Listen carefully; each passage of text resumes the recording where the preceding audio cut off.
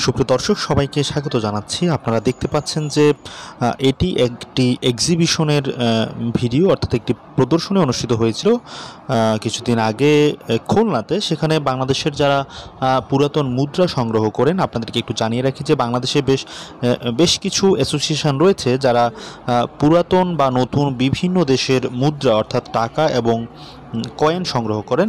তাদের একটা এক্সিবিশন অনুষ্ঠিত হয়েছিল খুলনাতে। সেই এক্সিবিশনেরই একজন এক্সিবিটর আসলে এই ভিডিওটি আমাকে পাঠিয়েছিলেন। আপনারা দেখতে পাচ্ছেন যে এখানে বিভিন্ন দেশের পুরাতন মুদ্রা দেখা যাচ্ছে, কয়েন দেখা যাচ্ছে। সেখানে আপনাদেরকে জানিয়ে রাখি যে এমন অনেকেই আছেন যারা পুরাতন বিভিন্ন জিনিস সংগ্রহ করেন, বিশেষ করে ধাতব মুদ্রা বা হচ্ছে নোট, ব্যাংকনোট, বিভিন্ন দেশের banknote, coin, stamp, prize bond, লটারির টিকিট, এগুলো কিন্তু অনেকেই সংগ্রহ করে থাকেন। তো তাদের বিভিন্ন অ্যাসোসিয়েশন রয়েছে এবং সেই এরকমই একটি অ্যাসোসিয়েশনের পক্ষ থেকে আপনারা দেখছেন যে এখানে ব্রিটিশ ভারতের বেশ কিছু কাগজের নোট দেখা যাচ্ছে। এগুলো খুবই দুর্লভ এবং একই সাথে খুবই মূল্যবান।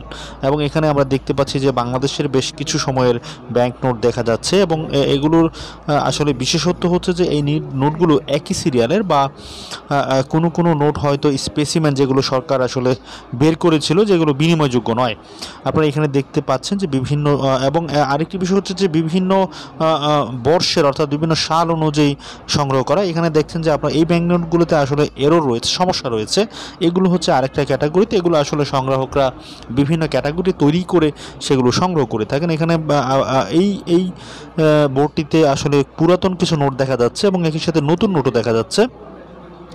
এখানে আমরা দেখতে পাচ্ছি যে বিদেশি নোট এখানে রয়েছে বিভিন্ন দেশের। আমরা রানীর ছবি দেখছি এবং আমরা